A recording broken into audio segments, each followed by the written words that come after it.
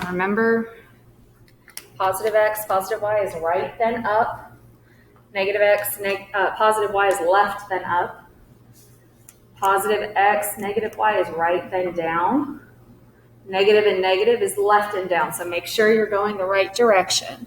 Always x direction first. On these E through H, those are the harder ones to graph because we've got zeros in there. Treat the zeros just like I'm not moving anywhere, okay? So from what I saw looking at all your papers, we did really well graphing these. These are usually the harder of them.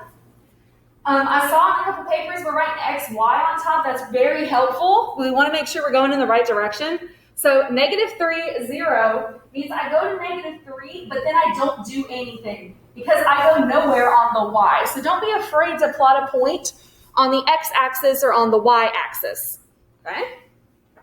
All right, 0, -6 means I don't go anywhere on x, but I go down -6. 0, 5 means I go nowhere on the x, but I go up 5. And then 3, 0 means I go 3 on the x and nowhere on the y. So check those answers. I think from what I saw walking around, we pretty much all got that. Remember to label your points because we're going to be talking about triangles. We're going to have to practice naming those triangles. So if you don't label your points, you can't name the triangle correctly. Okay. The next part about classifying triangles is about using Pythagorean theorem to find measurements. So here is our practice. We're going to use Pythagorean theorem on these problems. So we want to find, it says, find the length of each segment using Pythagorean theorem. If your answer is a decimal, keep it as a radical, okay? So I'll hand you out some calculators in just a second. The very first thing you want to do, we want to find how long AB is. We can't count that because it's diagonal. You can't count diagonally.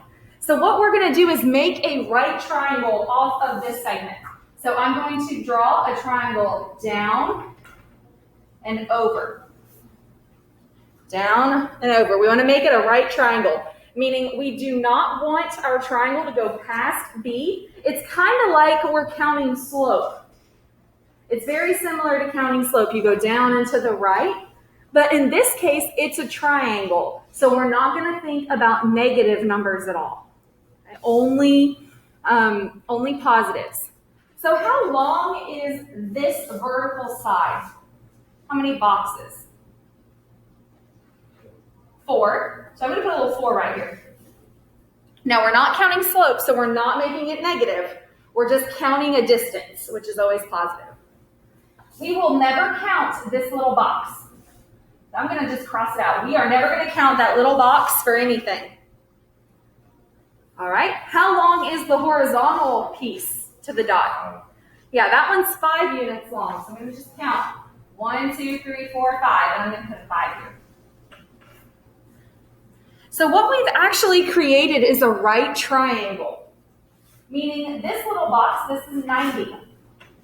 Remember Pythagorean theorem? If I draw this shape like this, 4, 5, I'm trying to find this measurement.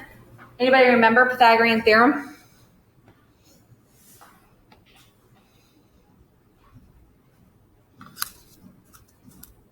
Got some squares in it.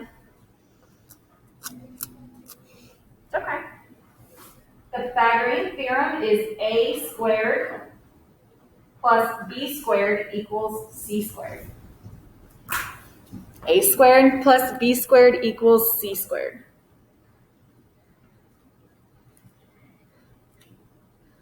So A and B represent the sides that make the 90 degree.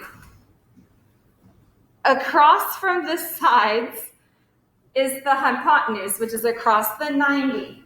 Okay, so we're going to get highlighting real quick. A, I'm going to make just this side. So whenever I substitute, I'm going to replace A with 4. Okay. Then I'm going to replace B. I'm going to replace B with my other leg, which is 5. Notice how those two measurements create the 90 degree. Those two measurements make the 90 degrees.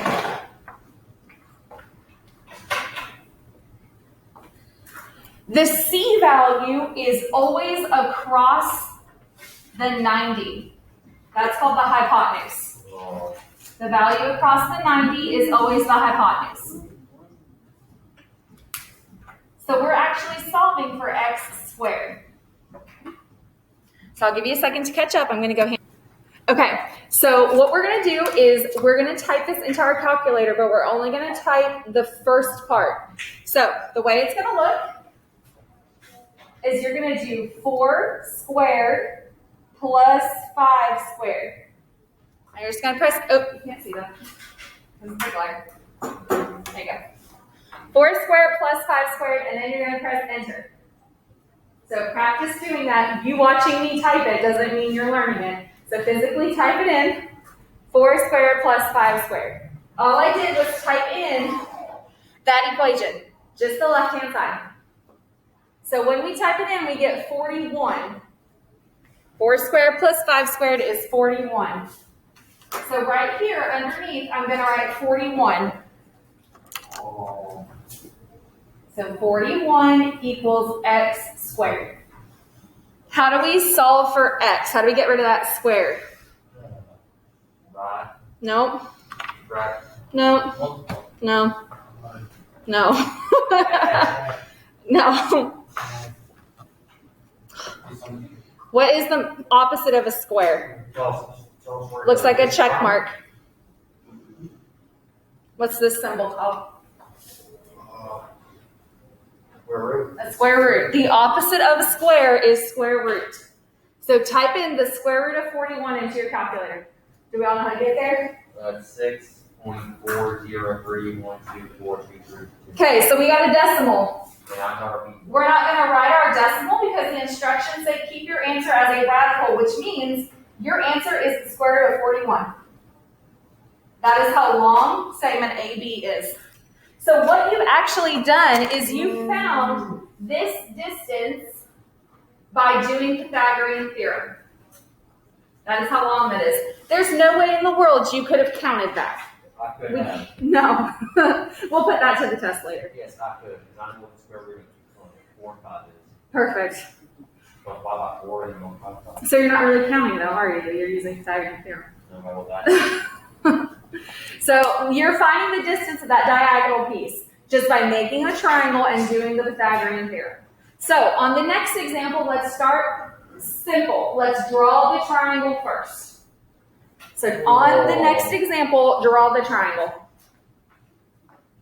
Just draw your triangle. You're drawing right triangles because Pythagorean theorem will only work on a right triangle.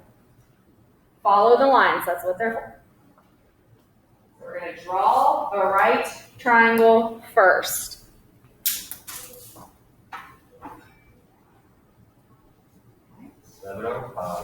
So now, on the vertical side, I want you to count and count the horizontal. Okay, so as we counted, we got 7. So if you're ahead of this step, that's totally fine. 7. We do not count in that weird box. 1, 2, 3, 4, 5. 7 and 5. So that's your A and your B value. Then we're going to plug it into Pythagorean theorem. A squared plus B squared equals C squared. If you're solving and you get a decimal, leave it underneath the square root. Okay. Remember, Pythagorean theorem is A squared plus B squared equals C squared. If you're looking at that picture and you can find A and B, you don't have to redraw the triangle. If you're having a hard time seeing the triangle, you might want to count it or redraw. So when I add those numbers, I get 5 squared plus 7 squared is... I think I forgot the... Did you forget to square one of them? Yeah. Yeah. So we've got 5 squared plus 7 squared equals C squared, or you could change it to X if you want to. When we add those together, you got 74. Actually, I think I just wrote it backwards. Okay. That's a decimal, so we're going to leave it as a square root of 74. So what you've calculated is this diagonal distance, which we will be working a lot with when we classify, because we're going to be classifying by sides, and we have to know side measurements. What time is it? 909. All right, let's do slope. No, sorry. No. All right, types of slope. We've learned a lot about slopes and different types of slopes, but our goal this time is to talk about perpendicular slopes, because what we're going to have to focus on the next page is 90-degree angles. So when we're talking about slopes, we're going to talk about positive and negative. So let's draw just a random line that goes up here. Any kind of line. Just draw that direction in that corner. What kind of slope is that? Our options, we got undefined, positive, negative, or zero. Undefined.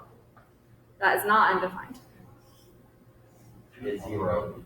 No, it's not zero. What was the other one? Okay. Is it positive or negative? It's one of those two. I think we both just gonna go with the Good. It's positive. Good job, Tabby. So positive slopes go up and to the right. So this is a positive slope. I'll color code it. This one is positive. If we're going to draw a negative slope, negative slopes go down, kind of downhill. So notice how this one goes up, like it's increasing. also going down too. Well, when we do our slope, this as a trend continues to go up, whereas this one is going down. So depending on the direction, when we count our slope, our fraction would be positive, versus when we count this slope, our fraction would be negative. So this one is kind of going down. This is a negative slope. Because if we were to write the fraction, we would get a negative fraction. So this is a negative slope. It's going down. Okay. What kind of slope goes this direction? Left to right. That slope is zero slope. Mine goes up and down.